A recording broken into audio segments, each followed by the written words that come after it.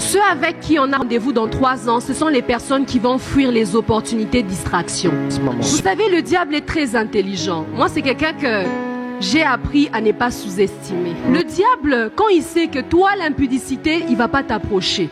Le mensonge, il ne va pas t'approcher. Les démons, tu les chasses. Il suffit de 3 minutes, tu les mets KO. Il va t'offrir des opportunités. Ok. C'est comme ça que certaines personnes ont compris très rapidement.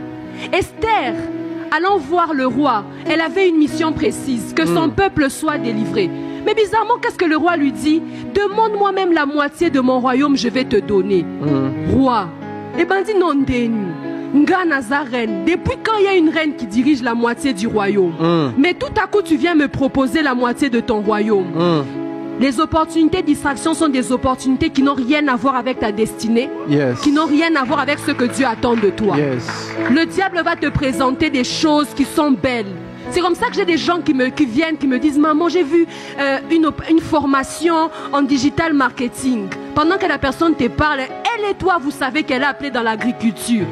Toi, depuis son enfant, elle te raconte son passé, elle te dit « Non, mais moi, ma mère m'a fait grandir, je sais comment on cultive les matembele et tout ce qui va avec. Mais ok, ça, la une formation en digital marketing. » Il y a une jeune femme que je cherche, que je ne retrouve plus, elle s'appelle Laura. Il y a 2 ans seulement, après l'université, elle vendait les galettes devant sa maison. Et j'étais très curieuse parce qu'elle était juste après mon taxi. Et je lui demandais un jour, mais dis-moi Laura, j'achetais souvent chez elle et puis je rentrais chez moi. Et je lui demandais, mais tu fais combien d'argent par jour? Elle me dit, je fais 30 000 francs par jour. J'ai calculé 30 000 francs par jour. C'est-à-dire qu'en 10 jours, elle se fait combien? 300 000. À la fin du mois, elle se fait combien? Elle se fait 900 000. À l'époque, c'était à peu près combien de dollars? À l'époque, c'était un peu plus de 500 $. À l'époque, c'était un peu plus de 500 $. Elle a un salaire que certaines personnes ne gagneront jamais avec le digital marketing.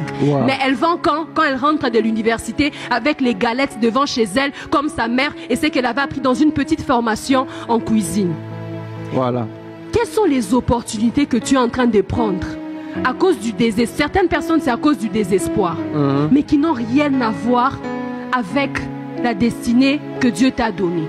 Les autres opportunités de distraction, ce sont des opportunités qui viennent pour t'empêcher de souffrir. Ce sont des opportunités qui te permettent de te reposer. Exemple, vous êtes amis chrétiens, mais vous cotisez toujours pour aller, par exemple, aller à la montagne. Ce n'est pas mal, n'est-ce pas? Chaque mois, vous cotisez pour aller à la montagne. Et vous mettez ensemble 10 $, 10 $, 10 $, 10 $. Mais vous tous là, parmi les 10 personnes qui mettent 10 $, 8 demandent à leurs parents. 3 sont appelés à l'entrepreneuriat, 3 sont appelés à développer le ministère et 3 sont appelés, par exemple, professionnellement dans d'autres domaines. Si un mois sur les 12, vous demandez au Seigneur, les 10 $ ici, tu veux qu'on investisse dans quoi? Peut-être que Dieu va vous dire, allez suivre une formation. Je connais une sœur à qui le Seigneur a dit, Dieu ne lui a pas dit, va prier. Dieu lui a dit, va lire des livres. Nous étions choqués. Non, pardon, va lire des livres. Pourquoi? Parce que nous, les enfants de Dieu, certains ici, on a payé le prix comme il se doit. Quels sont les hôtels qu'on n'a pas dressés? Les hôtels sont même fatigués en train d'attendre qu'on commence à agir. Il y a certaines opportunités qui viennent nous reposer. Les opportunités qui nous reposent, c'est aussi la télévision.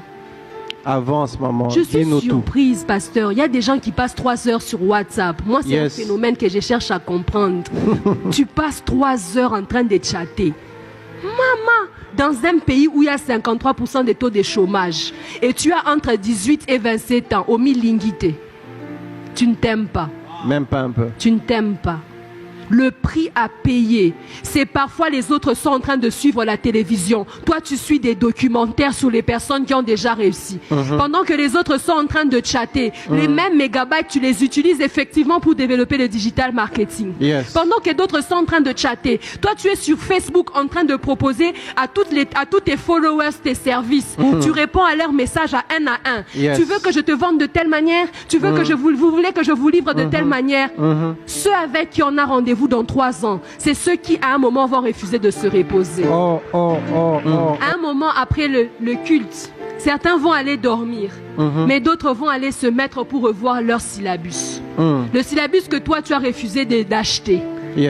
Il y a des gens qui l'achètent au début de l'année, Yes. qui le lisent en entier. Et après, quand ils arrivent dans la salle d'examen, tu n'as rien fait, tu te retournes avec un courage que je cherche. Il y a beaucoup de choses que je cherche à comprendre dans cette génération. Pesanga réponse. Tu sais, la femme de Potiphar va te proposer certaines choses parce qu'elle n'a aucune idée de ce qui t'attend. Mais si toi, tu sais quels sont les rêves que Dieu t'a donnés, tu ne vas pas accepter certaines choses. Elle te voit comme un esclave. Elle ne comprend pas quel est l'appel que tu as. Mais si toi tu sais que tu n'es pas appelé à rester esclave, tu n'auras pas la mentalité d'esclave ni la mentalité de médiocrité. Yeah. Si tu es appelé à réussir, comporte-toi comme des personnes qui réussissent.